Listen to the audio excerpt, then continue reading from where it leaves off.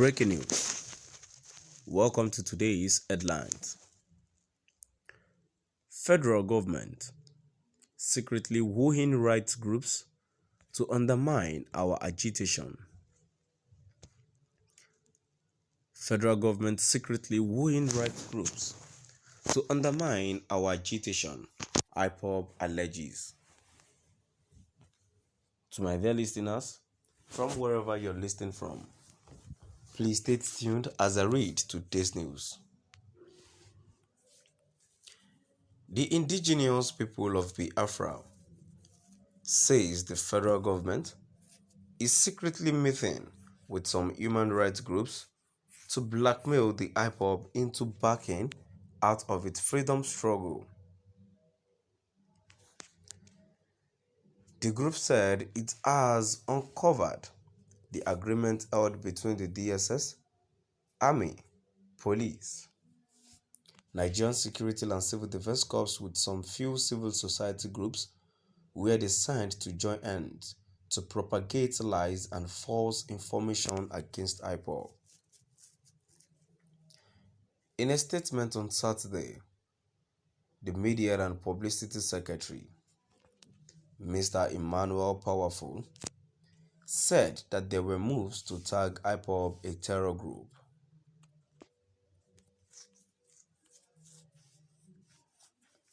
He added that the Amnesty International and Inter-Society Group were deliberately excluded from the meeting because the organizers knew what they would not agree to their wicked plans.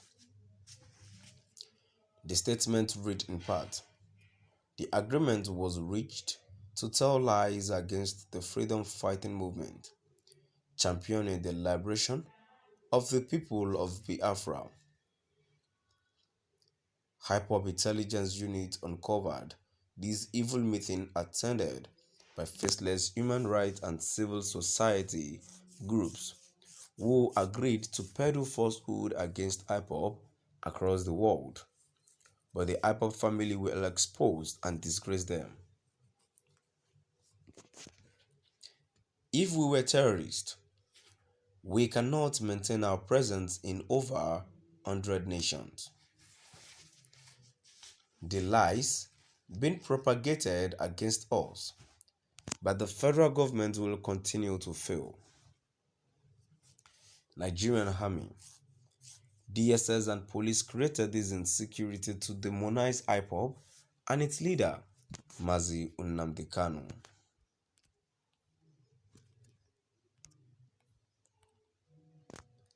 Meanwhile, Ipob has said that the sponsors and perpetrators of atrocities in the southeast would soon be exposed, as the authentic arm of the group was out to do so.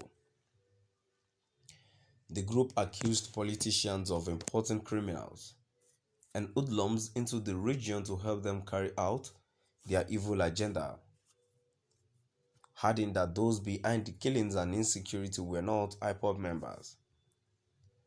Powerful said the atrocities happened more in the states where politicians were fighting themselves for selfish reasons. Powerful stated that Ipob had no business with the unidentified gunmen and would soon expose those behind the monster. He said, "We will expose those behind the killings in the whole land of Biafra in no distant future. Those behind this barbarity are not Ipob members or ESN operatives. We totally condemn the killing of the 6 innocent women in Imo State by hired hoodlums as the shared rice presented by the governor. We must fish out the perpetrators of this heinous crime against our mothers."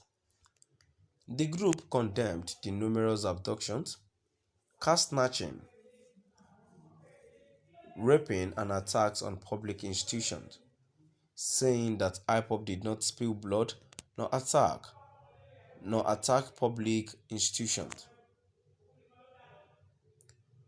The statement read in part, We strongly condemn the recent attack on Nnewi South local government area, the burning of the country home of one Nizel Indigbo president, Prof. George Obiozol, and the attack on the palace of His Royal Highness Igwe Anayo Obika of Ezinfight. Those behind those devilish acts will regret their actions. We advise our people to be circumspect this political season, as enemies of Biafra have schemed different ways of causing havoc in our land and blaming it on Ipob and Biafran agitators to further demonize us. Everybody should be wise and vigilant. Ipob doesn't spill blood. Anybody staging an attack anywhere has nothing to do with Ipob.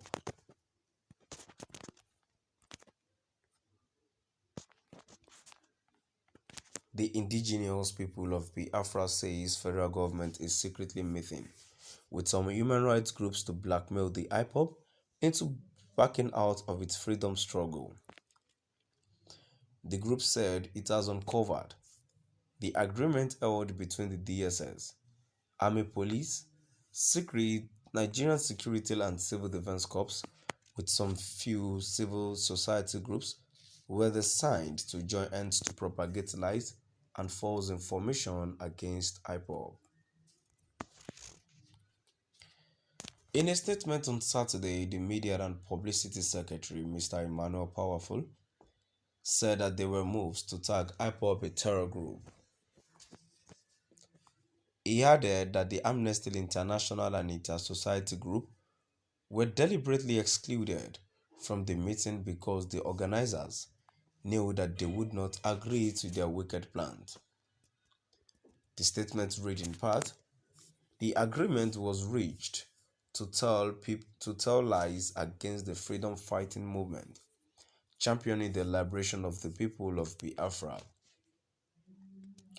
Ipob Intelligence Unit uncovered this evil meeting attended by faceless human rights and civil society groups who agreed to peddle falsehood against Ipob across the world, but the Ipob family will expose and disgrace them. To my dear listeners, now I've come to the end of our today's news. Please do drop by at the comment section and let's know what your view is all about. Thank you for listening.